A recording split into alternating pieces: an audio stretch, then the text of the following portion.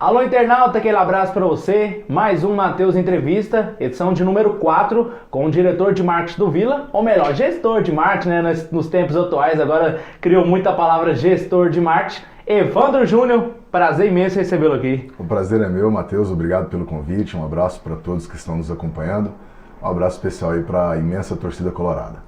Exatamente. Evandro, você é natural de onde? Onde você nasceu? Como é que veio essa paixão pelo Vila Nova? Eu nasci aqui em Goiânia, né, alguns bons anos atrás, desde sempre, até por uma questão familiar do meu pai, sempre estive envolvido com futebol. Comecei a trabalhar muito cedo ainda na antiga Rádio Brasil Central, uma coisa que acho que nem existe mais, que era puxador de fio, repórter, em meados da década de 90, e desde então sempre dentro do estádio, sempre ligado ao futebol, seja como torcedor, seja como funcionário de alguma empresa que esteja ligado ao futebol. É isso que eu ia perguntar. Você começou no rádio, na Brasil Central, como é que foi o início lá? Você trabalhava eu comecei como puxador de fio na Rádio Brasil Central. À época meu pai era chefe da equipe e isso foi no começo da década de 90. E aí logo depois eu entrei na faculdade, fiz a faculdade de administração de empresas, depois fiz a faculdade de jornalismo e em 2006 tive a minha primeira oportunidade como repórter, que foi na Rádio CBN Anhanguera. E aí dali eu saí da Rádio CBN no começo de 2007, entrei no Vila Nova como assessor de imprensa, fiquei em 2007 como assessor de imprensa, em 2008 assumi o cargo de coordenador de futebol, onde fiquei até 2010. Em 2010 eu me afastei, fui trabalhar numa empresa do ramo da construção civil e voltei em 2016, há 2 anos e 1 mês atrás, como gestor de marketing do Vila Nova. E sempre a influência do pai, né? Sempre a influência do pai para mexer com futebol, né? Eu não diria nem influência, mas a referência, né? Meu pai sempre foi uma grande referência que nós tivemos em casa, minha mãe também, mas meu pai por estar diretamente ligado ao futebol e por fazer talvez aflorar na gente, tanto em mim quanto na minha irmã Monara, essa paixão pelo esporte, né? Então ele realmente sempre tivemos um espelho muito grande em casa e isso com certeza contribuiu para que a gente seguisse nesse caminho. E teve até um programa, eu posso estar equivocado, não sei, na TBC, que você participou, você, a Monara e seu pai. Como é que foi esse programa? Tivemos a oportunidade de trabalhar juntos. Na época eu, na verdade, eu trabalhava no jornalismo da TV Brasil Central. Meu pai e Monara trabalhavam na equipe do Mané, né, que à época estava lá na TV Brasil Central. E eu fui convidado para um programa, tinha um programa de domingo lá, e eu fui convidado a participar desse programa. E assim, foi um momento muito bacana para mim, porque não é qualquer um que tem essa oportunidade de ter o seu pai e sua irmã trabalhando ao seu lado, né? E depois, por outras vezes, quando eu trabalhei na Rádio Bandeirantes 820, eu também tive a oportunidade de trabalhar ao lado do meu pai. Sempre foi uma grande honra e poxa, isso é um momento indescritível. E recentemente, muito pouco tempo atrás também, teve uma época que você estava no marketing do Vila e a Monara no marketing do Goiás e seu pai na crônica também, né? Exatamente. A gente ficou durante um pouco mais de 1 ano aí, eu como gestor de marketing do Vila, a Monara como gestora de marketing. Você ligava para a Monara e falava, ô irmãzinha, tô precisando de uma parceria aqui, ou como é que era? Engraçado, assim, a gente sempre se respeitou bastante e a gente sempre tentou manter dentro de casa as coisas bem separadas, sabe? Tanto eu com meu pai, eu com a Monara, meu pai com a Monara, a gente nunca foi de ficar comentando sobre trabalho, perguntando essas coisas, a gente sempre se respeitou bastante, cada um tem seu espaço, cada um tem o seu lugar, cada um tem a sua maneira de pensar e assim, quando a gente às vezes mistura as coisas pode não ficar muito legal. Então a gente sempre se respeitou, a Monara fez um belo trabalho lá na gestão de marketing do Goiás, mas a gente sempre teve esse distanciamento. Dentro de casa somos irmãos, ali fora ela faz a parte dela, eu faço a minha, até para que um não influencie o trabalho do outro.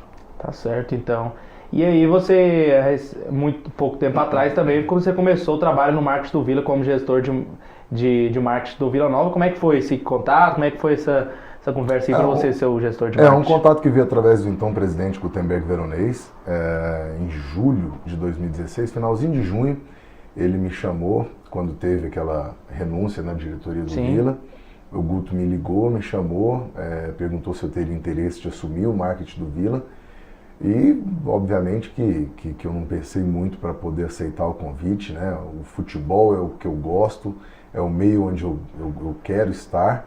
E no Vila Nova, onde eu sempre tive uma identificação muito grande, como eu disse aqui agora há pouco, trabalhei lá durante 3 anos e poder voltar ao Vila Nova, nesse novo momento, o Vila que vinha de um título brasileiro da Série C, foi muito fácil e a gente se acertou rapidinho. Sou muito grato ao Gutenberg Veronese pelo convite que me fez e desde então eu estou lá à frente da gestão de marketing do Vila. E você lançou agora há pouco a 3ª camisa do Vila, muito contestada. Como é que você viveu esses últimos dias aí? Porque muita gente criticou, né? Isso é normal, né? Isso Como é que foi esse lançamento aí? Na verdade, a gente, no futebol, a gente sempre está andando junto com o resultado. Né? Não tem jeito. Futebol é bola na rede, futebol é resultado. E apesar de eu achar que, independente da vitória contra o São Bento, o Vila estava numa boa campanha, alguns torcedores estavam num momento meio de briga com o time, vamos dizer assim. E aí a gente fez o lançamento na festa que fizemos no dia 30, né, o aniversário de 75 anos do Vila, mas uma camisa, uma 3ª camisa, como tem que ser, né? A 3ª camisa, as pessoas precisam entender que o objetivo da 3ª camisa, primeiramente, é comercial, né? Ela não pode ser a tradicional, porque senão não faz sentido existir. E ela vai ser usada? Já foi usada, mas vai manter? Vamos manter sim. Então, assim, a camisa ela foi feita com cunho comercial, como toda 3ª camisa tem que ser, como o Flamengo hoje utiliza uma 3ª camisa azul, que não tem muito a ver com a tradição do clube. Então a 3ª camisa ela tem mesmo que fugir desse tradicional, né? E foi uma camisa que foi muito bem pensada, ela foi elaborada, ela não foi uma camisa, vamos fazer dessa cor assim, não. A gente pensou, a gente estudou, a gente tentou fazer uma relação da cor da camisa com 75 anos.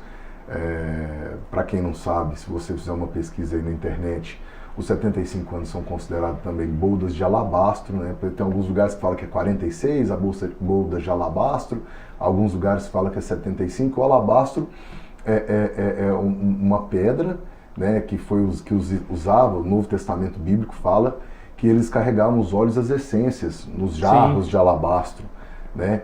E a gente tentou transformar isso, levar isso para a cor da camisa.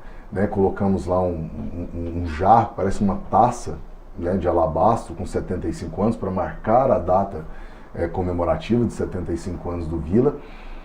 Resolvemos dar uma mudada no escudo do clube, como é normal também, né? Ano passado mesmo nós tivemos um escudo dourado, esse ano na camisa de goleiro nós tivemos um escudo dourado. Resolvemos mudar o escudo, colocá-lo preto, centralizamos na camisa e tiramos o Goiânia, que fica embaixo do escudo do Vila. Esse Goiânia aqui não tem também nessa camisa. Então, o objetivo da 3ª camisa é justamente fazer algo fora do habitual. Mas isso não significa que a escolha é feita a ermo. A gente estuda, a gente analisa, a gente pesquisa para tentar levar o torcedor um produto de boa qualidade, um produto que seja realmente atrativo e que lá na frente o torcedor tenha a camisa, essa camisa aqui foi a camisa de 75 anos do Vila. E também, além de tudo isso que eu falei, a gente também tem que ter as preocupações do dia a dia, que são as cores, o cuidado com as cores, o que a gente pode usar, o que a gente não pode usar. Eu tenho que pensar, um exemplo aqui, eu tenho que pensar nas cores que a arbitragem usa, nas cores predominantes das maiorias dos adversários do Vila na Série B. Então tudo isso tem que ser levado em consideração. E eu tenho certeza que ontem no estádio lá no jogo contra o São Bento, eu já vi muitas camisas na arquibancada, a camisa está tendo uma boa aceitação dentro da loja, e eu tenho certeza que o torcedor colorado vai ter orgulho de estampar essa camisa aí vestida. Você falou que vocês pensaram na elaboração da camisa. A ideia surgiu de você, do grupo do marketing, passou por esse Val, passou pelo conselho. Como é que foi essa aceitação? Uns falaram, não vai dar certo, como é que foi? Na verdade, assim, a ideia partiu do meu departamento, né? Veio de mim, com os meus comandados, assim, meus pares de marketing. levamos até a Namer, que é a nossa fornecedora de material esportivo. A Namer aprovou, porque você também tem que olhar a possibilidade de tecido, de aplicação, essas coisas. Levei para o presidente, Estival Martins, ele também aprovou. E aí a gente também não pode, por se tratar de uma terceira camisa, a gente tenta não vazar essa camisa. Então, na verdade, eu não levei para o conselho aprovar a camisa. Levei só a solicitação para retirada do Goiânia e para alteração no escudo, porque é estatutário, a gente tem que fazer isso. E eles aceitaram prontamente? Prontamente aceito, foi por unanimidade, sim, tranquilo. O Vila tem um conselho bastante atuante, bastante participativo, que entende a demanda do clube, até por viver ali dentro, né? Alguns conselheiros vivem ali dentro constantemente, e eles aceitaram, e aí a gente partiu para a produção e para o lançamento. Ano passado o Vila lançou a camisa em um tom diferente, né? O Vila lançou e foi um sucesso lá no Tatersal da Pecuária, vendeu muitas camisas. Esse ano, como é que tá a venda de camisa no primeiro dia? Tá boa, esse ano a gente fez uma festa um pouco diferente do ano passado. Ano passado a gente estava no Tatersal de Elite da Pecuária, uma festa para mais pessoas. Essa foi uma festa menor esse ano, mas todos que estiveram na festa gostaram, as camisas foram a camisa foi bem aceita no desfile, as vendas estão boas. Eu acho que com esse momento que o Vila vive, a tendência é que melhore cada dia mais. Como eu falei, isso aí a gente anda lado a lado com o futebol, com o resultado, né? E o resultado estando bom, tenho certeza que o público ele se torna mais apto a poder comprar e a consumir mais os produtos do clube. É isso que está acontecendo. Então a camisa, aos poucos, ela vai cair no gosto do torcedor, e eu tenho certeza que a gente vai continuar trilhando esse bom caminho que estamos trilhando na Série B, e o torcedor vai consumir cada vez mais. Em 3 meses sem vitória dentro de casa, aí você estrega a camisa nova e vence. Aí o torcedor fala assim, não, vamos continuar, tá dando certo, né? Ela vira a camisa da sorte, né? Mas não tem nada disso. Eu vejo, na verdade, essa questão de 3 meses sem vencer fora de casa é um marco, mas internamente a gente não pode se importar com isso, né? E muitos me questionaram, poxa, mas você vai lançar uma camisa agora, nesse momento da equipe?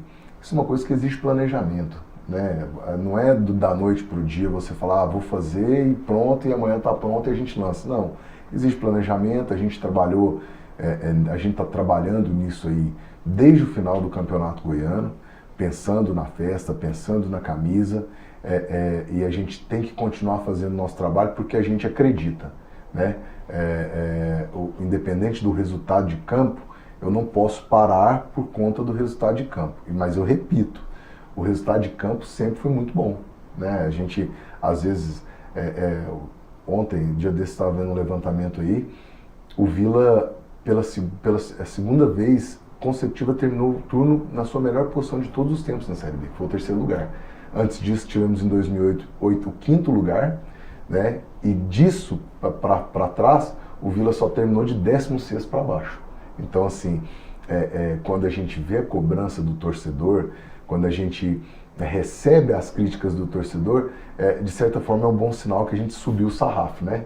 O Vila, que sempre foi acostumado a ter poucos momentos bons em Série B, vem de 2 anos consecutivos bem, e aí o torcedor, claro, anseia sempre mais, e nós estamos ali trabalhando para oferecer esse a mais, esse plus para o nosso torcedor. Muitos torcedores do Vila comentam entre si, por que o Vila não faz algumas ações de marketing? Qual é a intenção do Vila em relação a algumas ações de marketing? Custa muito o financeiro, passa muito pelo financeiro? Como é que você vê essas ações de marketing? Porque o Goiás teve um crescimento muito grande no marketing agora, e isso até que ponto torna o torcedor do Vila muito assim, com aquela vontade de ter um marketing muito atuante. Como é que você vê essa ideia de ações? Na verdade, assim, a gente tem que tentar entender o que seria um marketing atuante, né? Porque às vezes a gente você pode promover ações, tal, movimentações, mas a gente tem uma dificuldade, que é a questão financeira, né? Não é novidade para ninguém que o Vila financeiramente é um clube bem abaixo do Goiás e até mesmo do Atlético. A gente tem esse tipo de limitação. Segundo, é uma questão de teoria, né? A gente tem um raciocínio, a gente tem uma metodologia um pouco diferente. né? Eu não gosto de fazer ações onde a gente tem que depois dar um passo atrás. Eu não gosto de fazer ação e ter que parar porque está ganhando, porque está perdendo. Não estou falando que é o caso do Goiás, mas todas as nossas ações são baseadas e são sólidas. Então a gente procura fazer algo em que a gente vai estar sempre oferecendo isso ao nosso torcedor, né? Mas basicamente a gente tenta fazer o engajamento digital, que eu acho que é a grande sacada dos clubes. Hoje o Vila Nova, segundo as pesquisas do Ibope Repucon, é o terceiro time de engajamento digital do Brasil, proporcionalmente, né, para o número de seguidores que tem. Então isso, a gente tenta apostar mais nesse engajamento digital, nessa promoção, na nossa TV. O Vila hoje é um time que tem a sua rádio, que transmite os jogos do clube fora de casa. Até depois, daqui a pouco eu vou falar sobre isso, né? Se não me engano, é o sexto ou sétimo clube do Brasil, então a gente tem a nossa rádio. Então assim, a gente talvez, não é que a gente não faça ações, mas a gente tem um pouco, ações um pouco diferentes, né, dos nossos rivais, que foram citados aí por você como comparação. A gente tem uma ação um pouco diferente, nosso rumo é um pouco diferente do deles. Com relação, você falou a Number, vocês trocaram a Rinat pela Number, por que houve essa troca de patrocinador? Na verdade é o mesmo grupo, né? A Superbola. A Superbola, Rinat e Number é o mesmo grupo. A Superbola e a Number é uma fábrica daqui. A Rinat era uma representação de uma marca mexicana. E aí, quando a gente foi negociar a renovação do contrato, o Vila estudou a possibilidade de ter marca própria, entendemos que não era ainda o momento, a gente foi sugerido que trocasse da Rinat para a Number por uma questão comercial, né? A Number já patrocinava outros clubes, a Rinat é uma empresa que é mais voltada para a luva de goleiro, então ela não tem uma gama de produtos a oferecer ao torcedor tão grande quanto a Number, e por isso que a gente resolveu fazer essa troca. E o próprio Atlético, não? O Atlético também os materiais são servidos pela Number. Sim, o Atlético também é Number. Você falou da rádio, e a Rádio Tigrão agora, sucesso aí, torcedor do Vila não pode ir nos jogos de fora, mas tem a oportunidade de acompanhar tem a oportunidade de ouvir o torcedor os jogadores do Vila, o jogo do Vila, pela rádio do próprio clube. Isso aí foi uma ação que nós fizemos, né? Através lá do meu departamento de comunicação, que eu também sou gestor. O Massad virou narrador, né? O Massad agora virou narrador, fenômeno, tô com medo de perder meu guerreiro, viu?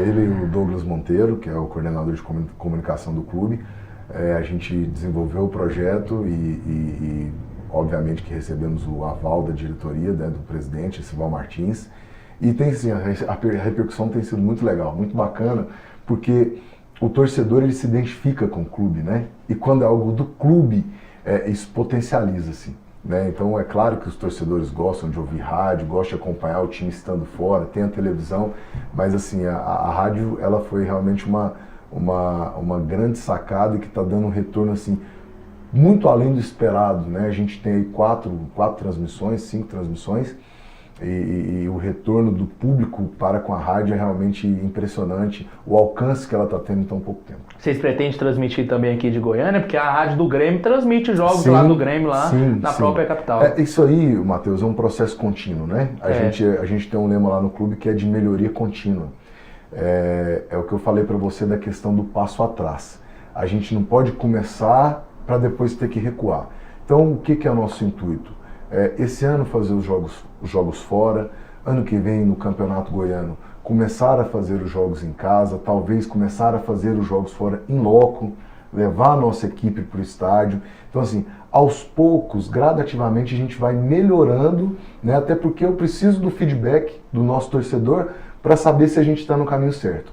Então a nossa intenção é ir aos poucos, gradativamente melhorar, né? E levar sempre mais ao nosso público. Aí a gente pode entrar também, sair da questão dos jogos, a gente pode ir para a questão do conteúdo exclusivo, entendeu? De levar o jogador para ter esse contato com o torcedor através das nossas redes sociais. Então, aos poucos, a gente vai fazendo melhorias para que o torcedor possa se habituar, para que a rádio possa ganhar corpo e que depois caminhe aí com os próprios pés. E o sócio, Chegão, como é que está o sócio do Vila?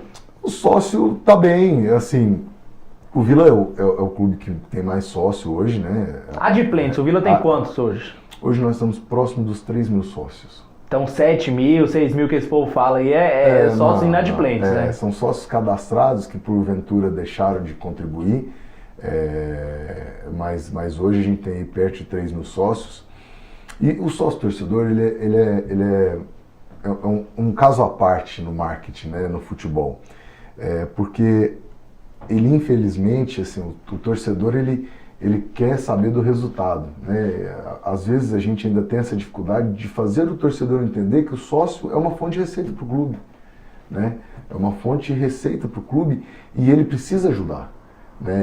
Ele tem uma oportunidade que ele tem de ajudar. Além disso, além de ajudar o clube financeiramente, o clube retorna isso para o torcedor de que maneira? Acesso exclusivo aos jogos, cadeia de descontos em lojas, em redes, o ingresso se torna mais barato. Se você pegar aí um ingresso, um ticket médio de R$20 e o time jogando 3 vezes em casa no mês, o cara gasta R$60. Por R$39,90 ele faz o sócio. Então ele como se ele tivesse um jogo de graça, né? É um jogo que sai gratuitamente para ele, teoricamente, né? E aí a gente entra também na questão da promoção dos ingressos. Muita gente me pergunta, poxa, mas por que vocês não fazem preço, reduz o preço de ingresso? Por que vocês não cobram ingresso de R$10? Porque se eu fizer isso, eu estou desprestigiando meu sócio, né? Eu faço a mesma conta. Se eu coloco o ingresso a R$10, o cara vai em 3 jogos do clube no mês e ele gasta 30. Como que o sócio vai pagar mais caro? Então eu tenho que fazer essa conta também para o nosso torcedor. Então assim, eu sempre falo para os torcedores que às vezes me abordam na rua, por que você não faz promoção de ingresso? Irmão, por que você não faz o sócio? Vai sair mais barato para você, você contribui com o clube. Então assim, o sócio, ele ainda engatinha em alguns aspectos, né? E não é só o sócio do Vila, a maioria dos clubes, você tem casos aí, o Corinthians foi campeão brasileiro, depois, no ano que o Palmeiras foi campeão brasileiro, o Corinthians perdeu 30 mil sócios. O Palmeiras do ano passado para cá perdeu 15 mil sócios. Então, assim, o resultado ainda está muito ligado a essa questão do sócio-torcedor e a gente trabalha para que isso mude e para que o torcedor entenda o sócio como ele tem que ser entendido, que é uma receita que o clube conta e que o clube devolve para ele de outras maneiras. A gente tem mais 2 quadros aqui, que é o mais marcante.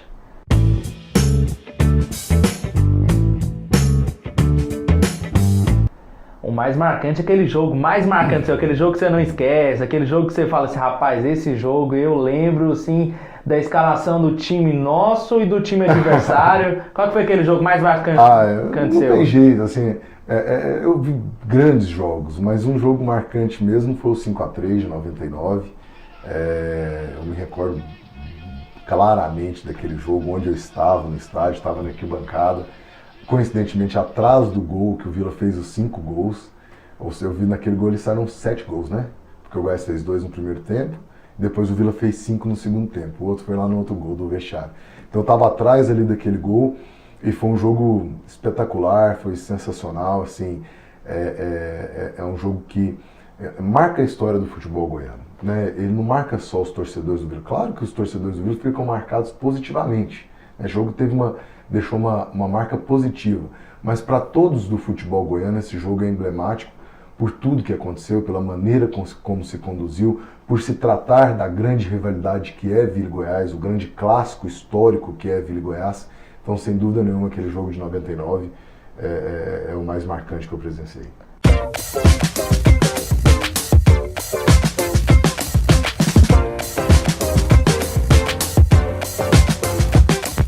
Minha seleção, você vai montar aquela seleção de pessoas do futebol que você admira, aquele jogador, ex-jogador, repórter, narrador. Um jogador. Um jogador? Que hoje joga atualmente ainda. Que joga, pode ser em qualquer lugar. Qualquer clube, qualquer time. Eu acho que, assim, o Cristiano Ronaldo, ele é um exemplo, entendeu?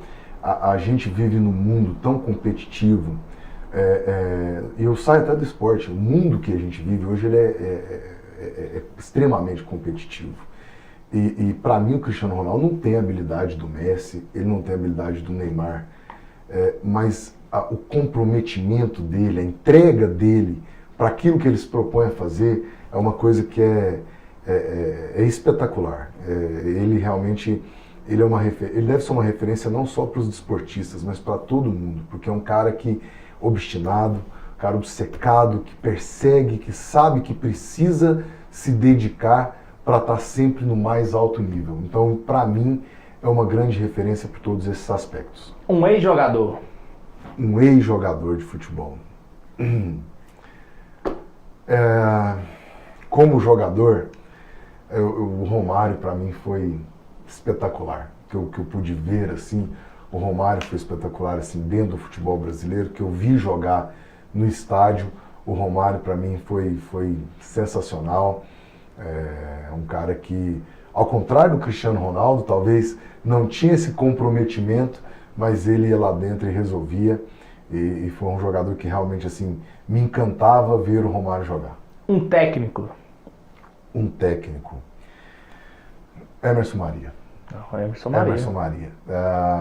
E aí eu falo porque eu estou ali no dia a dia do clube, e aí eu cito ele por conta dessa questão do Cristiano Ronaldo também, que é a questão do comprometimento, a questão da seriedade, a questão da entrega, o que ele entrega para o clube, é uma coisa assim impressionante. Impressionante realmente o comprometimento dele com o clube, é impressionante o quanto que ele exige, o quanto que ele cobra, o quanto que ele puxa sempre um pouco a mais de cada um, né? Na vitória contra o São Bento, até o Alan Mineiro falou que o grupo jogou por ele, porque ele sempre está buscando um pouco a mais. E ele está aí no Vila Nova há pouco mais de um ano e meio, né? Entrou no começo da Série B do ano passado, e os resultados mostram, né? É claro que o torcedor queria o acesso ano passado, queria o Campeonato Goiano esse ano, queria que a gente tivesse passado pelo Ferroviário. O resultado, o jogo são 90 minutos, faz parte. Perder ou ganhar faz parte. Mas a entrega que o Emerson Maria dá para o Vila Nova é realmente algo que me encanta os olhos de todos aqueles que convivem com ele no dia a dia. Vamos um bate-pronto rápido aqui. Um diretor de futebol.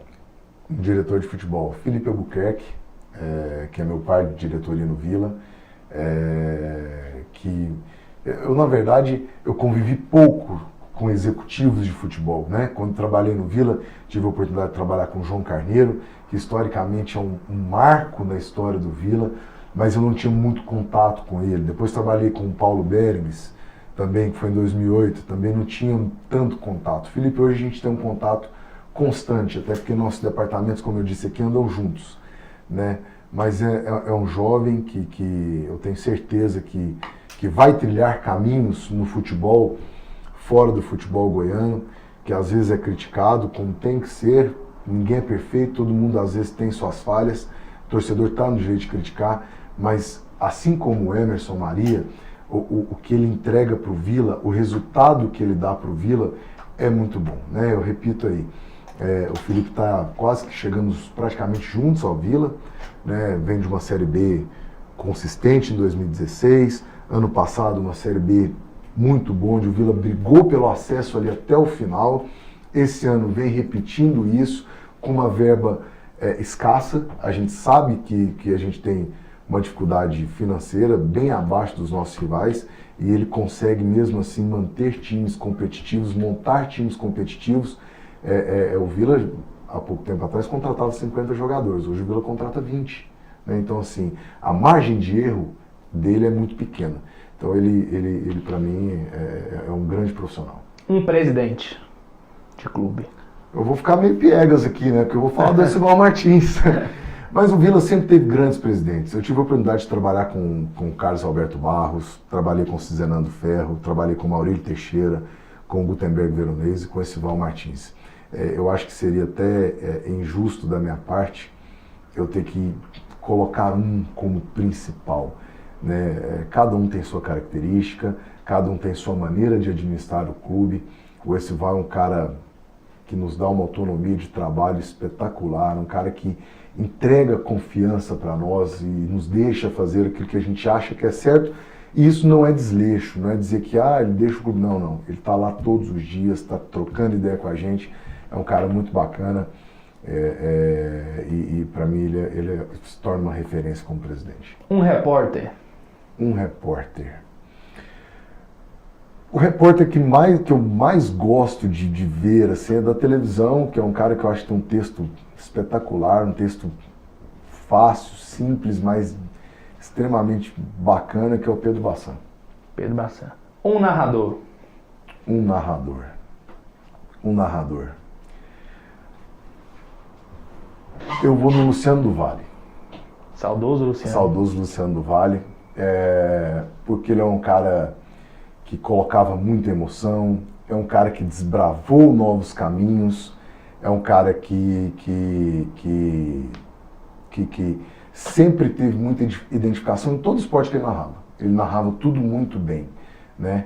Aqui no rádio goiano, o Edson Rodrigues, que é um fenômeno, é um monstro para narrar futebol, é uma lenda viva do rádio esportivo goiano também.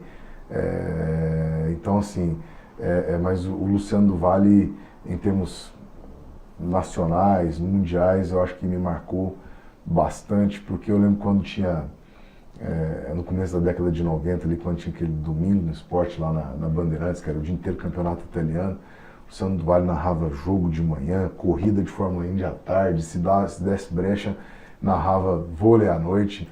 Ele é uma grande referência e coloco do lado dele também o Edson Rodrigues, que é uma história, uma lenda viva aí, que é um espetáculo de narrador de futebol. Um comentarista esportivo. Evandro Gomes. E aí eu falo, eu saio da questão da família, da questão do pai, porque eu acho que ele é referência para muitos, né? Do nosso meio esportivo aqui, da imprensa esportiva. Agora, para mim, é uma referência moral, uma referência ética, uma referência em todos os sentidos. Para mim, o Evandro Gomes é o maior.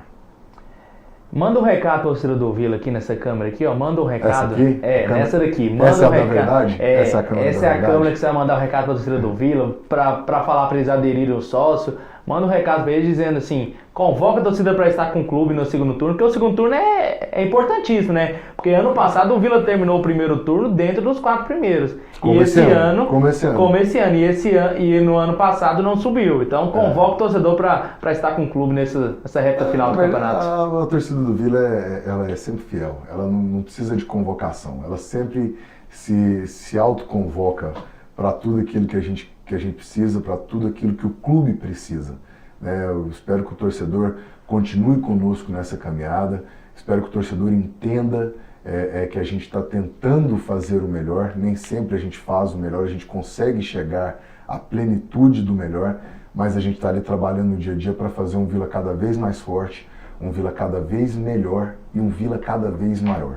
O Vila é gigante, o Vila é uma potência, e a gente está tentando levar isso ao nosso torcedor, então eu peço para o torcedor que esteja do nosso lado, que vá ao estádio, que comemore, que apoie o time durante os 90 minutos, faça o sócio torcedor, consuma os produtos do clube, porque o torcedor para nós é a razão do Vila existir, né? Se não fosse o nosso torcedor, o Vila não existiria, e o nosso torcedor sempre esteve do lado do clube. Eu tenho certeza que nesses próximos jogos aí do segundo turno, nesses 9 jogos que a gente tem como mandante, o torcedor colorado vai estar do nosso lado. Evandro, valeu demais a entrevista, nota 1000, edição número 4 do Matheus Entrevista de número 4. Então se inscrevam no canal, curtam o vídeo, espalhe para todo mundo, compartilhe, torcedor colorado, compartilhe para seus amigos colorados, família colorada, amigos colorados, para acompanhar a entrevista com o diretor de marketing do Vila Nova. Até mais!